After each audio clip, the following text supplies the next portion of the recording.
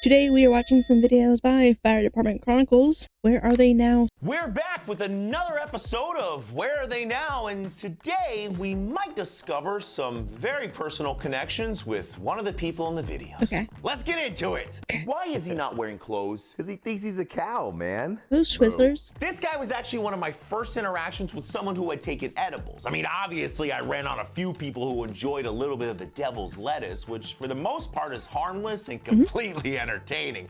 Something I would do probably soon. But when it comes to edibles, they tend to have the highest adverse reactions simply because of the amount of time it takes to be absorbed and the type of route that it's taking to be absorbed. And for this guy at first, it left him completely catatonic and looking like he was riding the Milky Highway, and then quickly came to life with a wonderful yellow liquid surprise and a few well-placed moves. Moo! Moo! Moo! But in the end, we were able to get him down to the hospital where he was completely fine and probably, hopefully, kept the gift of yellow rain going for the ER staff. Calling himself the Crispy Kris Kringle. Why are there Christmas decorations in April? This guy was actually one of the calmest trauma alerts I've ever called. When we got on scene, he was acting like he was completely fine, confused at why we were even there, and in fact was refusing to go to the hospital at one point in time. I would feel like that's probably I would feel like that's pretty common because people don't want to go in the ambulance. I'm surprised that that's not more common, because when I had fire department or like ambulance called on me, I tried to not go. So I'm surprised that's not more common. All of this made sense when we realized that he had taken a tumbling nose dive off of a 25-foot tree and landed directly on his face. If I had insurance, I would too. Once we got him down to the hospital, all of our suspicions were confirmed when they told us that he had a lovely traumatic brain injury, some randomly placed broken bones, and owed his neighbor a few mortgage payments for saving his life. Dude, you gotta drive faster. Wait, why? Because I'm gonna crap my pants. The sweaty individual, desperately trying not to drop a hot piece of butt fudge into the BDUs, Why was describe like that? unfortunately me. It was me! This was at the end of a very long 24-hour shift where I had spent the previous 12 hours with an unexpected colon cleanse because apparently I ate something that my sensitive ginger stomach didn't like. Taco Bell. Ugh. And of course, we caught a late call, which set off the chain of events that led to me begging my partner to drive faster or sweet death. My old friend.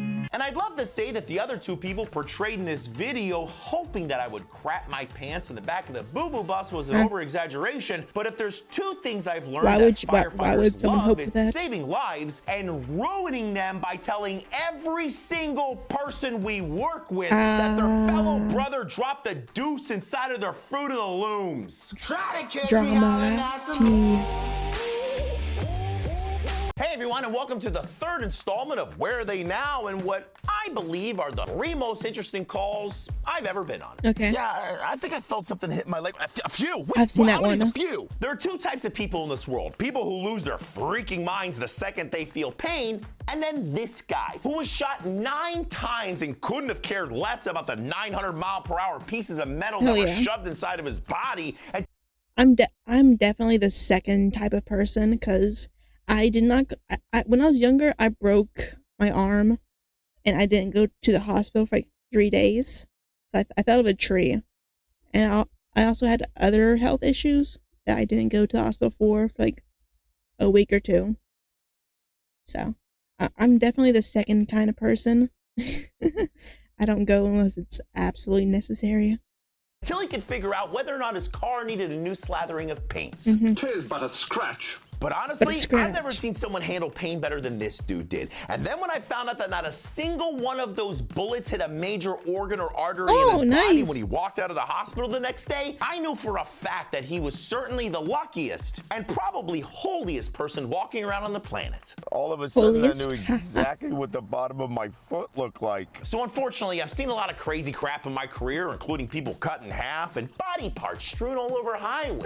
But this was my first time experiencing the thought of, holy crap, I might actually blow chunks all over this road. I'm going to throw up. I think I'm gonna throw up. Don't throw up. Seeing that guy's leg with one more joint than it should have had briefly made me question my career choice and definitely made me feel bad for his stupid choice of sticking his foot out the window. But then one of the police officers showed up for traffic control and clued me in on the fact that this guy was wanted for multiple crimes, including child abuse. Even though my treatment didn't change that day, I definitely wondered, was somebody driving a giant truck of sweet karma that day?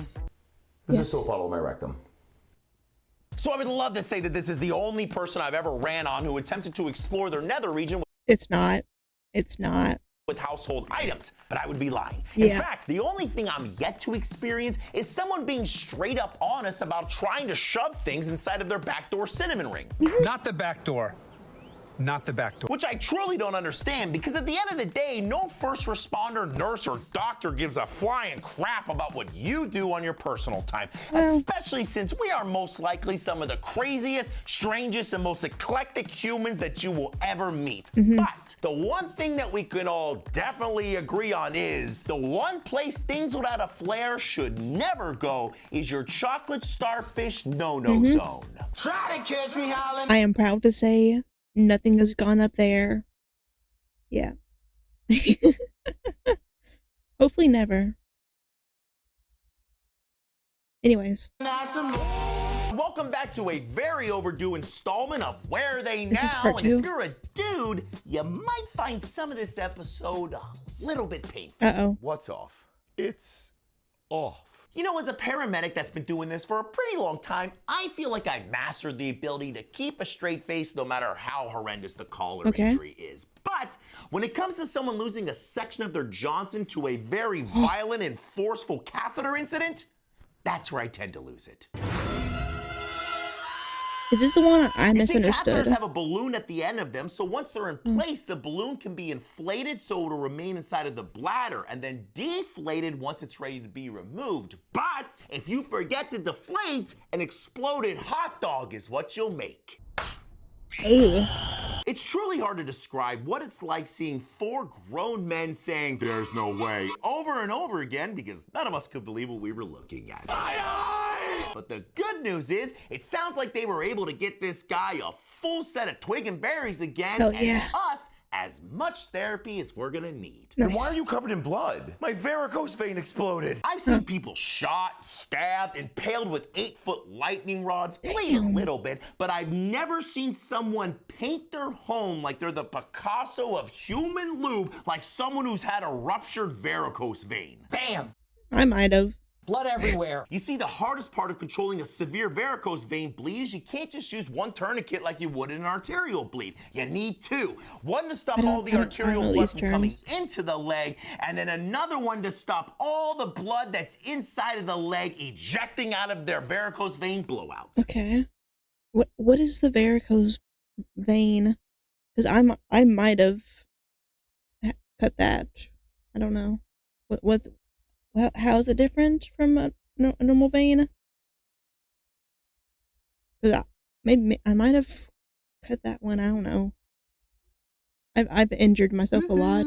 Big summer blowout. But thankfully, we were able to control the bleeding, get this guy down to the hospital, and then Okay. stare into the endless void, wondering when my leg veins would ultimately betray me, sending me into a lonely death. Ugh. I forgot about that one. The one thing I was told when I was learning Ugh. about Narcan was never slam it. Why? Well, have you ever heard the phrase, Oh my God, there's vomit everywhere. Yeah. well, you will if you ever give Narcan too fast. But to be Really? fair, everyone has different reactions when it comes to being given Narcan, and in my experience, most people are pretty chill when they wake up from their opioid sleeping time. But from I don't know if I've ever seen someone be given Narcan, like actually given it. I know I forget how we got it, but we got a can of Narcan because my uncle kept ODing on stuff, so we had a backup just in case. But I don't think we ever used it. time to time, you're gonna get the joy of experiencing you and your entire ambulance being doused in whatever they had for their last 3 meals. But I'm I happy to hate report that that person was vomit dropped off at the humor hospital so much. feeling fine, and I went back to the station, burned all of my clothing, and never looked at bologna sandwiches the same again. Ugh. Try to catch me howling now. I like You see, some bologna-ish. catheters have a sometimes. hot dog. This is part 1, I believe. What's going on, everybody? Many of you have asked for an update on some of the people featured in the Real Things I've Seen series. So here you go. So after all that went down and we all checked the contents of our underwear, we loaded that guy up and brought him down to the hospital where he bought himself some fancy new internal hardware. But the craziest part about that entire call is he forgot everything. Who am I? And why do Amnesia. I exist? And who made me?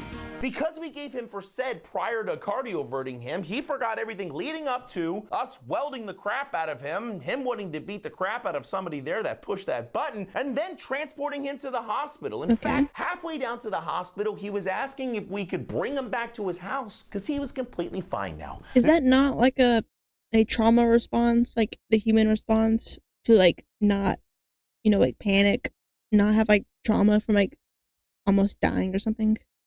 Or is that just something else? And it was on that day that I realized that with enough medication, you can forget anything. Yeah.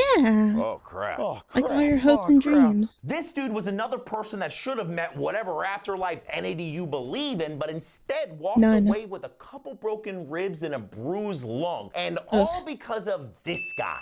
The guy that I couldn't depict well enough, sitting at 6'8", 300 pounds, that literally picked up the car with one arm and dragged his meat pancake friend out from underneath and stopped him from remaining a dead, flat human. And on that friend. Strong ass friend. day, I learned that adrenaline and friendship are the strongest things in the world. Yeah. I mean, except for my wife's hate for the peanut butter spoons that I leave in the sink every day. Ugh. That's really strong. I hate peanut butter. Oh no. Crap. Hi. Taters McGee was by far the most interesting patient I've ever ran on and made me question my actual knowledge of the human body for a solid 10 seconds. And by the time we dropped this guy off at the hospital, what they said was going on blew my mind. Okay. And that was they had no freaking clue. You what? Drugs? Yeah, that happens so many times that we drop people off at the hospital and we never actually get an answer. Why? Not because the hospital's incompetent, but because they don't actually know what's going on until they run the outrageous amount of tests that they need to run to find out why this patient is direct injecting taters right into their sinus cavities. But unfortunately, that's just a part of the job. Actually so injecting? I hope that answers some of I guess this will be it for this video. Because I guess I've watched 3 parts. The end is never the end is never the end.